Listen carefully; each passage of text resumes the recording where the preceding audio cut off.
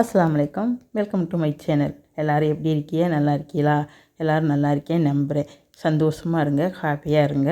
நாங்களும் நல்லா இருக்கோம், அல்ஹம்துலில்லாஹ். இப்போ என்ன பார்க்க போகிறோம்னா மட்டன் குழம்பு. இது கிராமத்து ஸ்டைல் மட்டன் குழம்பு. ரொம்ப சூப்பராக ஜம்முன்னு இருக்கும், சாப்பிட்றதுக்கு அம்புட்டு ருசியாக இருக்கும், ரொம்ப எம்மியாக இருக்கும். இது வந்து சாதத்தோடு சாப்பிட்றதுக்கும் நல்லாயிருக்கும். ஒயிட் ரைஸோட வெரைட்டி ரைஸோடு சாப்பிட்றதுக்கு நல்லாயிருக்கும். இட்லி, தோசை, சாதம், சப்பாத்தி எல்லாத்துக்குமே ரொம்ப நல்லாயிருக்கும், சாப்பிட்றதுக்கு எம்மியாக இருக்கும். இது எப்படி செய்யணும்னு பார்க்கலாம் வாங்க, வீடியோக்குள்ளே போகலாம்.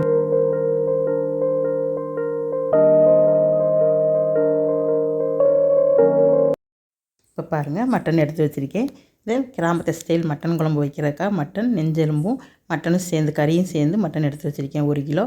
இப்போ பாருங்கள், வெங்காயம் இது வந்து 250 கிராம் வெங்காயம், 4 வெங்காயம், பெரிய வெங்காயம், 5 பச்சை மிளகாய், 2 தக்காளி, பெரிய தக்காளி, அது 150 கிராம் இருக்கும், எடுத்து வச்சுருக்கேன். இப்போ இந்த வெங்காயம், தக்காளி எல்லாமே கட் பண்ணி வச்சுருக்கேன். மட்டன் வாஷ் பண்ணி வச்சுருக்கேன். இப்போ அடுப்பில் ஒரு குக்கரை வச்சுக்குவோம். அதுக்கு தேவையான நல்ல குக்கிங் ஆயில் சேர்த்துக்குவோம். தேவையான எண்ணெய் சேர்த்துக்கலாம். நீங்கள் எந்த ஆயில் வேணாலும் சேர்த்துக்கலாம். நான் கடலை எண்ணெய் சேர்த்துருக்கேன். சேர்த்து நல்லா காஞ்சதுக்கப்புறமா ரம்பலை சேர்த்துக்குவோம். ரம்பலை இல்லைன்னா ஒரு பட்டை, கிராம்பு, ஏலக்காய் சேர்த்துக்கலாம். சும்மாவும் தாளிக்கலாம். இப்போ வெங்காயத்தை சேர்த்து நல்லா வதக்கி விட்டுக்கலாம். வெங்காயம் நல்லா கலர் சேஞ்ச் ஆகி வரணும். வெங்காயம் நல்லா வதங்கணும். இப்போ நல்லா வதங்கி வரட்டும். வெங்காயம் பாருங்கள் நல்லா வதங்குது, நல்லா வதங்கி வரணும். இந்த வெங்காயம் நல்லா வதங்கணும், அப்போ தான் சூப்பராக இருக்கும். இதுக்கெல்லாம் மட்டன்லாம் வாஷ் பண்ணி ரெடி பண்ணி வச்சுருக்கேன். இப்போ பாருங்கள் நல்லா வதங்கிக்கிட்டு இருக்குது. நல்லா வதங்கட்டும். இந்த மட்டன் குழம்பு சாப்பிட்றப்ப ரொம்ப சுவையாக இருக்கும், ஜம்முன்னு இருக்கும், எம்மியாக இருக்கும், சாப்பிட்றதுக்கு அம்புட்டு ருசியாக இருக்கும். இப்போ இதில் நம்ம பச்சை மிளகா சேர்த்துக்குவோம். இந்த வெங்காயத்தோட பச்சை மிளகாயை சேர்த்து நல்லா வதக்கி விட்டுக்கலாம். நல்லா பச்சை மிளகாயும் சேர்ந்து நல்லா வதங்கணும். இப்போ வர்ற பச்சை மிளகாயெல்லாம் கல் மாதிரி இருக்குது, நல்லா வதங்க மாட்டேங்குது சீக்கிரமாக. அதனால முன்னாடியே சேர்த்துக்கணும், தக்காளியோடு சேர்த்துக்கலாம். முன்னாடியே சேர்த்து நல்லா வதக்கி விட்டுக்குவோம். இந்த பச்சை மிளகாய் வெங்காயத்தோடு சேர்ந்து நல்லா வதங்கி வரட்டும். நல்லா வதங்கி வரணும். இப்போ தக்காளியை கட் பண்ணி வச்சுருக்கேன். இப்போ தக்காளியை சேர்த்துக்குவோம். தக்காளியும் சேர்த்து நல்லா வதக்கிக்கிடலாம். இப்போ தக்காளியை சேர்த்தாச்சு. இப்போ இதை தக்காளி குலைவாக வதங்கி வர்ற வரையும் நல்லா வதக்கிக்கிடுவோம். நல்லா வதங்கி வரணும், அப்போ தான் நல்லாயிருக்கும். தக்காளி வதங்குறதுக்கு உப்பு போடுவாங்க சில பேர். நான் உப்பு போடாமல் தான் சும்மா தான் வதக்குறேன்.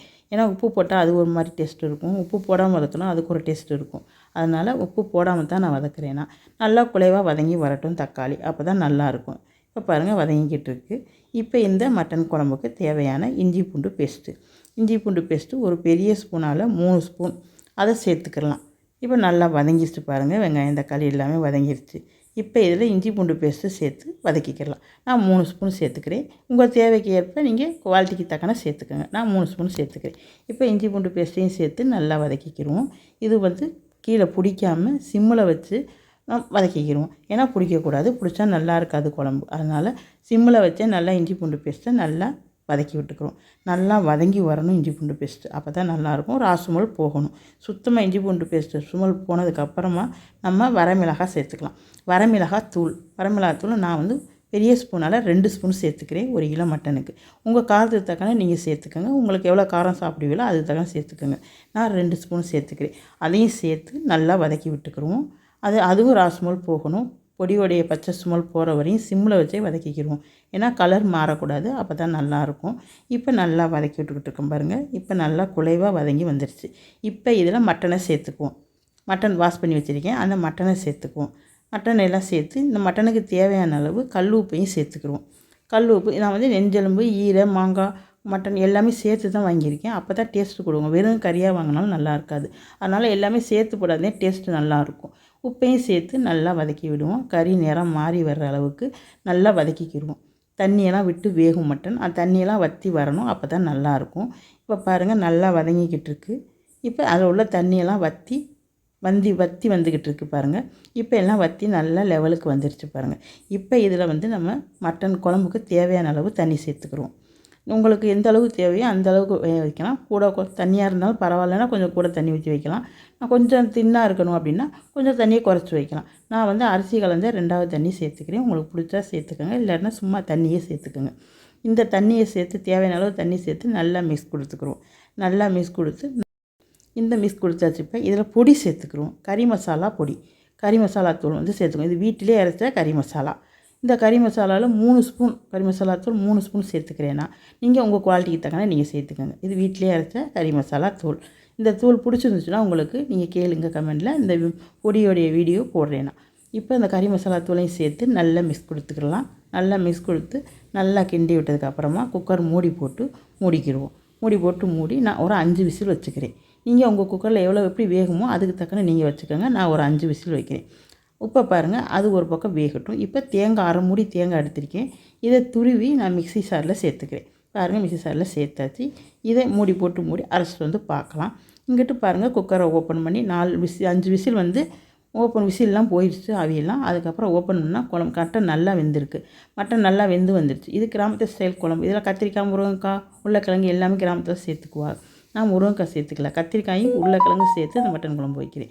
உங்களுக்கு பிடிச்சதா சேர்த்துங்களா, சும்மாவும் வைக்கலாம், நல்லாயிருக்கும். இப்போ கத்திரிக்காய் உருளைக்கிழங்கு சேர்த்து நல்லா மிக்ஸ் கொடுத்து மூடி போட்டு மூடிக்கிடுவோம். இந்த மூடி போட்டு இந்த கத்திரிக்காய் உருளைக்கிழங்கு வேகிறதுக்கு ஒரே ஒரு விசில் வச்சா போதும். ஒரு விசில் மட்டும் வச்சுக்கிடுவோம். இப்போ பாருங்கள், மூடி போட்டு மூடியாச்சு. ஒரு விசில் வரட்டும், பார்க்கலாம். இப்போ பாருங்கள், இங்கிட்டு ஒரு தேங்காய் வந்து பேஸ்ட்டாக அரைச்சிட்டு வந்தாச்சு. இப்போ பாருங்கள், இப்போ தேங்காயை பேஸ்ட்டாக அரைச்சிட்டு வந்தாச்சு. இது ஒரு பக்கம் இருக்கட்டும். இங்கிட்டு ஒரு விசில் வந்து ஆவியெல்லாம் போயிடுச்சு. இப்போ ஓப்பன் பண்ணால் பாருங்கள், காய் நல்லா வெந்து வந்திருக்கு. கத்திரிக்காயும் உருளைக்கிழங்கு எல்லாமே நல்லா வெந்துருச்சு. இப்போ இந்த குழம்ப வேறு ஒரு சட்டியில் மாற்றிக்கிறோம். நல்லா வெந்து வந்ததுனால வேறு ஒரு சட்டியில் மாற்றிக்கிடுவோம். குக்கரை விட்டு சட்டியில் மாற்றியாச்சு. இதை மாற்றினதுக்கப்புறமா நம்ம வந்து நல்லா அந்த கிண்டி விட்டு நல்லா இது பண்ணிவிட்டு அதுக்கப்புறம் நம்ம அரைச்சி வச்சுருக்க தேங்காய் பேஸ்ட்டை இந்த குழம்புல சேர்த்துக்கிடுவோம். அரைச்சி வச்சுருக்க தேங்காய் பேஸ்ட்டை அந்த குழம்புல சேர்த்து நல்லா மிக்ஸ் கொடுத்துக்கிடலாம்.